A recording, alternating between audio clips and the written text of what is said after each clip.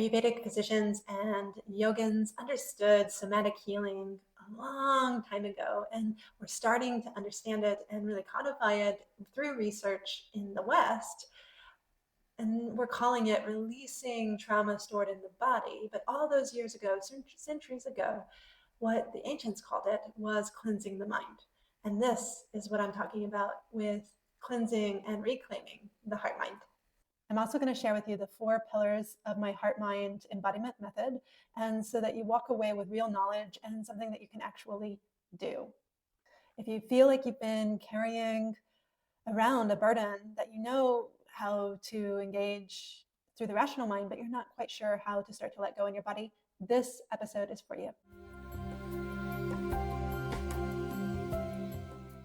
By the end of this episode, you're going to understand a 3-part system of how trauma gets locked into your body. We're going to look at this through the Western neuroscience, and we're going to look at it through Ayurveda, and we're going to look at it through yoga therapy. But we're going to get started right away with a somatic experience. So this episode, I really want you to be able to experience some practical ways to start to support yourself as well. Let's get started. Okay, let's start here. What do we actually mean when we say trauma is stored in your body? In Western science, what we're talking about is a literal way in which your physiological system and your neurons are stuck in a loop of dealing with overwhelm. So at one point, or maybe lots of points, maybe a myriad of points, you experienced overwhelm and you found a way to deal with it physiologically and neurologically. And it's stuck in that loop of response, which starts to have an effect, and pretty quickly, and then over time, greatly, it has an effect on your tissues. So when that process never fully releases or never fully finds an outlet, then the loop just continues. Some ways that we can find outlets is crying or just moving energy, digesting energy. It's stuck. Then it gets held in the fascia, it gets held in the physical tissues, but also it can get held in how we breathe. If this resonates with you and you know that you're in loops within your mind, within your breath, that you know that you experience some of these patterns, don't worry, you're not alone and there's nothing wrong with you. This is what happens for our nervous system to continue and to survive. And now that you're listening to this message, now that you're ready to engage with your body and awaken to the loop, now the cycle can start to shift. So one really clear practice and example would be to do butterfly breaths. That's all over social media, so it might not be new to you. I even saw a little child doing it in a video yesterday.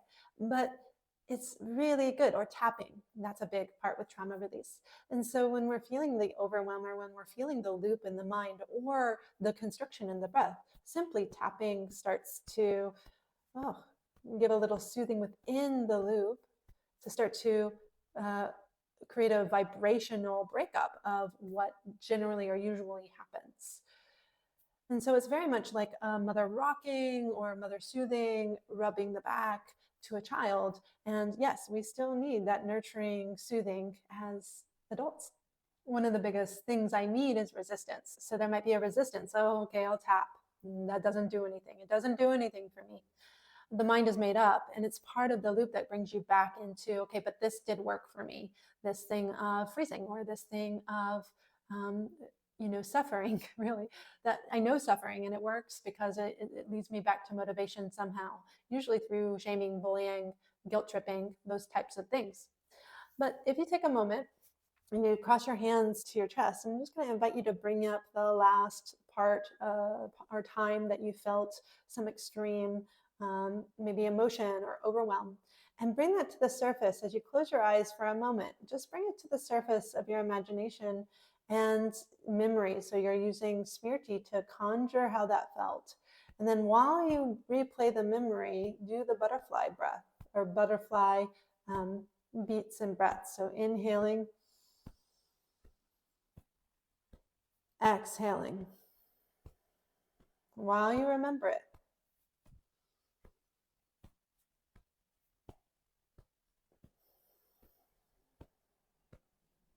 See if your gut responds to that tapping, your diaphragm.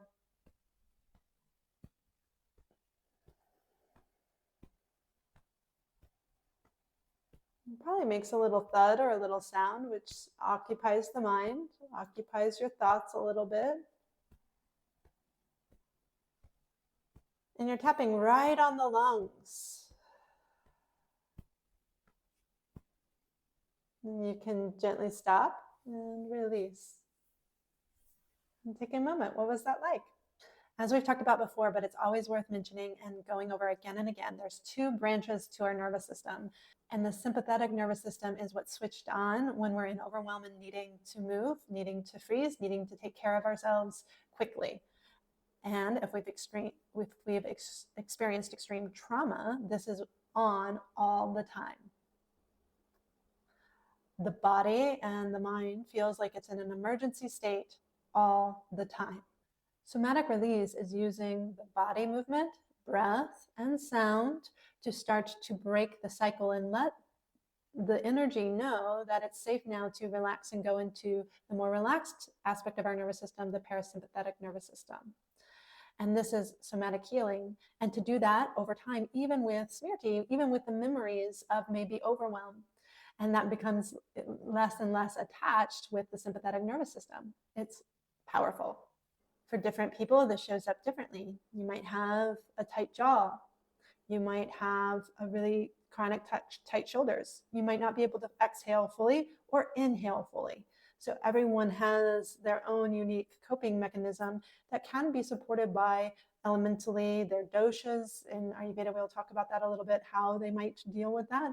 But it also might be genetic. It could be connected to how you were taught to hold and be with that in the body. And that's why a lot of times when we work with people, they'll say, that's what my mom had or used to experience as well. And that's what I have. For example, low back pain, or even I've seen it as extreme as seizures.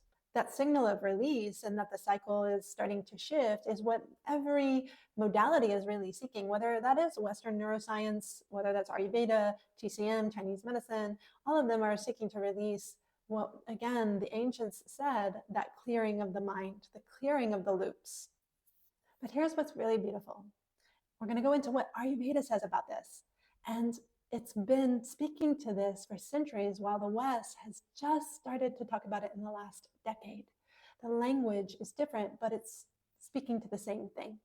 In Ayurveda, the body is seen as a field of prana. So I like to think of the body as the representation of the earth, so that's the field. And then the prana is kind of roaming that field. And we have this term that I've been using quite a bit in these episodes called a vata imbalance. And a vata imbalance is what happens when we experience trauma. It gets scattered. One of the big movements and one of the big books right now is by Gabriel Mate, talking about the scattered mind. And this is what the ancients were saying, is that the prana gets scattered and it gets erratic within the tissues. I'm going to talk about two practices that I've talked about before, but they're so essential, which is marma therapy and abhyanga. So I'm just going to invite you, without even grabbing it, you could close your eyes and imagine warm oil. Imagine warm oil right on your forehead. That is a practice in Ayurveda that's quite frequent, is to have oil running like a waterfall on your forehead. And it's warm. It's very, very warm. Not too hot, but really like just over body temperature. And the thought of that starts to shift a little bit the mind and create a little bit of a safety where as something really, really cold or something sharp rather than smooth like oil might bring a little bit of a jolt to the body. So we're using our imagination for now, but you could also, during or after this episode, use the warm oil. And it's not just to moisturize, to make our skin look better for people outside of ourselves, but it's to help experience the nurturing warmth of the oil and the beautiful, nourishing resources that the earth and water give us. I invite you to sit with that just for a moment, this idea that something as simple as warm oil could make huge shifts in your trauma response and start to bring back together the mind rather than keeping it scattered. Because it can. We're about to go into yoga therapy now and looking at this through yoga therapy, but I invite you for a moment, just for a moment, see how simple it can be here with the breath. So take one hand to your heart and take another hand to your belly. And then you're going to just take a moment and inhale, exhale. I invite you to count your breath. Inhaling 1, 2, 3, you count it. Just what feels like it's coming naturally and easily as you start to extend a little bit.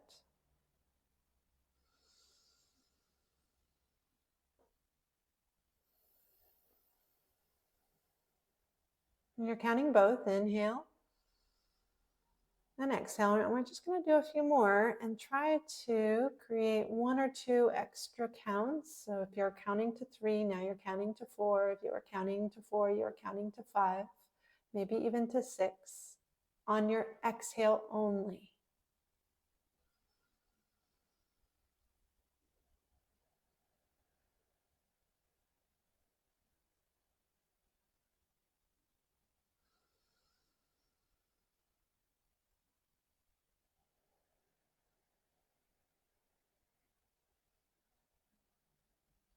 And see if you can add 1 more count for 2 more breaths.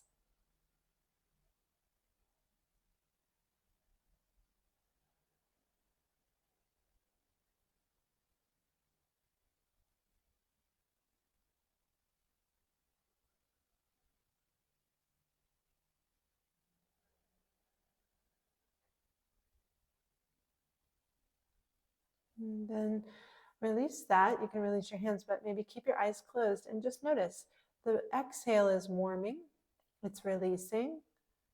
It has some similar qualities as a warming oil. And just see if that supported your nervous system going down into that parasympathetic response. And then gently coming back. And then gently coming back. All right, let's move into yoga therapy. Yoga therapy is really different than a yoga class. It is looking at very specific postures and breath dependent on the individual that will help to start to clear the heart mind of trauma, but maybe of even more simple things like doubt and other types of pediments to becoming the most holistic and most healthiest version of you, which includes the part of you that's really longing to serve the way that you would like to serve in the world. Thank you for watching this episode. I can't tell you how much I appreciate you, and I hope it supports you in your journey for healing, but more so transformation of your trauma, of what you're experiencing. Remember to hit that subscribe button and share with someone that might be also experiencing something similar and need these words and need these little seeds for starting that transformational process as well. Travel well, enjoy your prana. I'll see you next time.